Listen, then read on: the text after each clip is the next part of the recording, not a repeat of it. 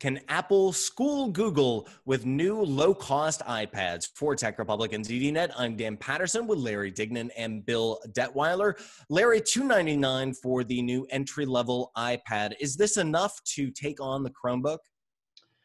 Probably not. If you looked at Apple's event, they came out with a $299 for schools. There's a little catch to that. And they rolled out a lot of software updates. So, Apple Classroom, there's IT management stuff they added. They added a lot of AR applications. They really kind of leaned into what they're strong at, which is sort of that creative pro market. So they're basically, targeting creativity, all that kind of stuff. Problem is, if you are a cash-strapped school district, the $299 iPad, which doesn't include the pencil, doesn't include the case, and doesn't include another goodie like Logitech came out with this little crayon thing that looks pretty neat. It adds up, right? So you could get a Chromebook for $149 starting price. You can get a Microsoft Windows education laptop for like $159, $169. Basically, the price is comparable. So, the best case Apple's doing is coming in twice that level. And you don't really have that IT management case where, Google can talk lower cost of ownership and all that kind of stuff. So Apple did a lot today to catch up to that market. They added a lot of software goodies. It all looked pretty impressive. And the weird part was like the first half of that talk that Tim Cook and those guys gave really kind of revolved around, hey guys, we're in the education market, we're serious about it. So a lot of it went through their heritage. So I kind of view it as a big catch-up opportunity for them. Bill, for productivity, what does this new iPad signal? It's hard to say yet. Like Larry was talking about, you can get a Chromebook or a base model laptop that are convertible. It can be used with Microsoft's education program for less than $200. Now, you may not get the fastest processor or the most local storage, but you can get in the door for, like $179, $189 with products from Asus, products from Acer, products from Lenovo. And they have, being laptops or convertibles, they're going to have keyboards built in, so you don't have to buy the extra keyboard. True, they may not have Apple's pen, but you have to pay extra, for the pen or for this cool little crayon.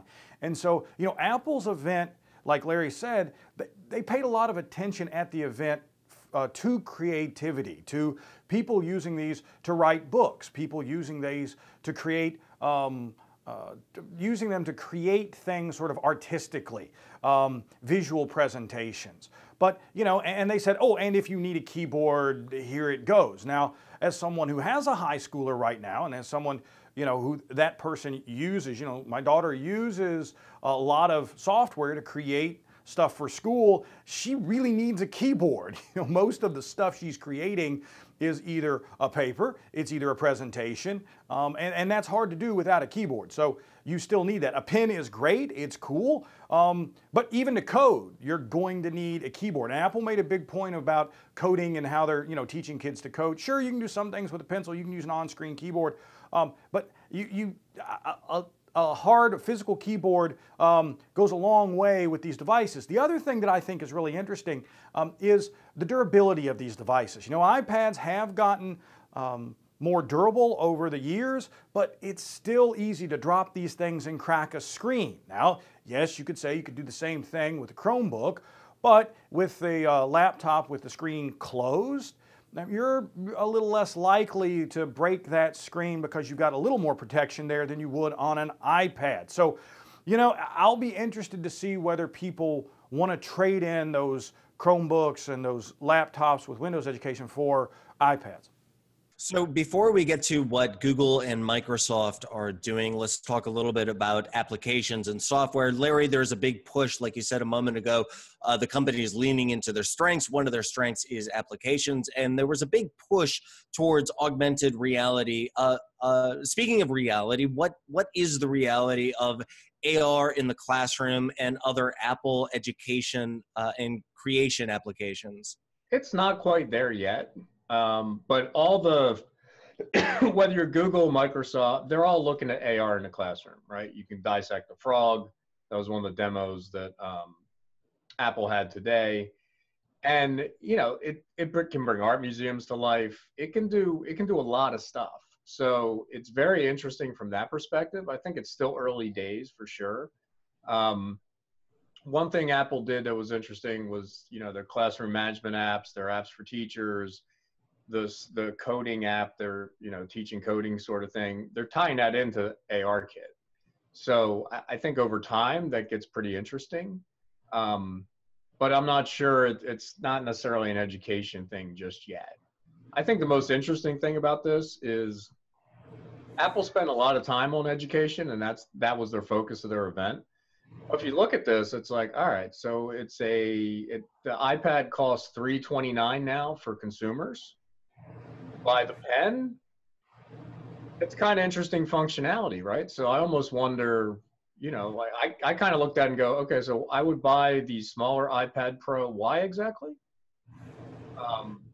So I think that's where it gets interesting, right? So I think, you know, part of this play might just be to juice iPad sales overall. Yeah, it certainly competes with Apple's own product. Let's talk about Google and Microsoft. Google kind of owns the low-cost laptop market or computing device market with the Chromebooks. Microsoft is introducing a low-cost laptop very soon. Is this enough for Apple to catch up, or will they always be behind Google in terms of cost and utility? I don't think at scale that Apple can really compete with Google. As a matter of fact, I think at scale, I'm not sure Microsoft can compete with Google because, you know, I did a story kind of comparing the three, the hardware, the software, the deployment stuff. And if you look at, you know, Microsoft's model for deployment for an education, a school district, you know, it's got a flow chart. It's like here and there. It's all these like things and boxes and whatnot. And then, you know, Google Chromebook, it's like, yeah, I just need to figure out how to connect to G Suite. So I think at scale, it's really hard to argue with that, right? The security is kind of taken care of. You know, the way the model works is a school district pays for the Chromebook. They pay an annual maintenance fee. And then if the kid drops it or loses it, they just get a new one, right? So it's from a management deployment perspective, it's really hard to argue with that. That said, I mean, I think a lot of the stuff Apple had today will, you know, appeal to probably private schools, wealthier school districts. But I really think they're kind of betting on things like, I'm going to go out and pay $329 for a laptop or an iPad that has Apple Pencil support, and I'm going to bring that to school. And then maybe I bring that to school and I don't use all the classroom stuff Apple has. Maybe I just use, you know, Google G Suite in the classroom, right? So I think there's a kind of back door to this too, where, you know, they can stay in the conversation in education, but I think the game is really to sell it to students who will bring it to school.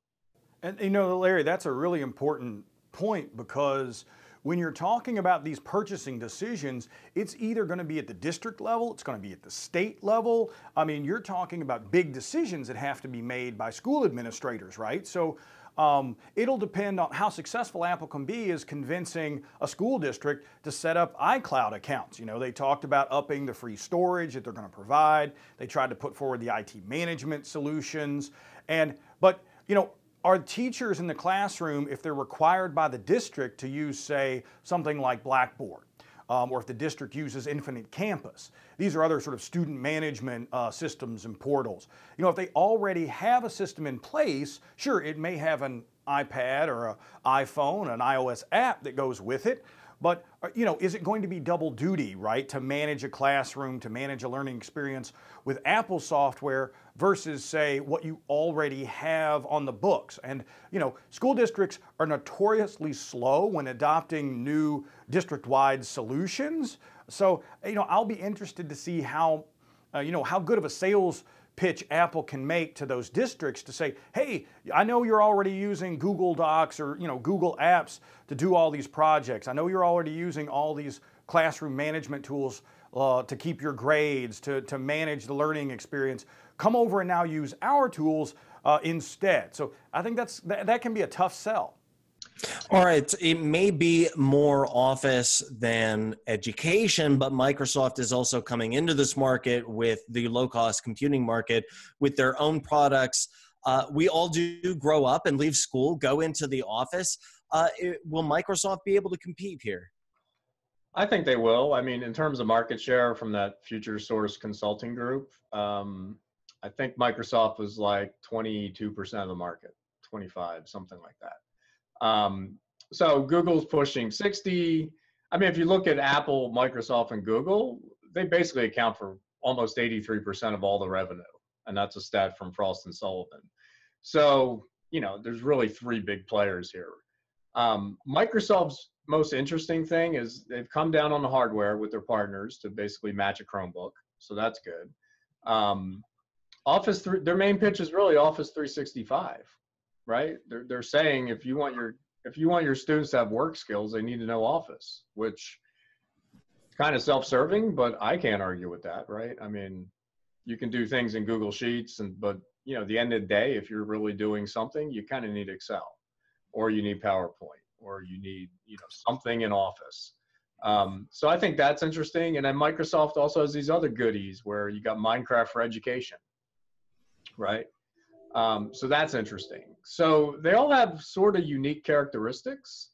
And that's what Apple's trying to bring to the party, right? They're trying to bring iPad, you know, Apple Pencil. They're trying to bring some interesting approaches to their apps and things like that. So, you know, I just see the Apple play being more high-end, more consumer student type thing than necessarily a district-wide sort of scale, because it's still going to be twice the cost of what Google's offering.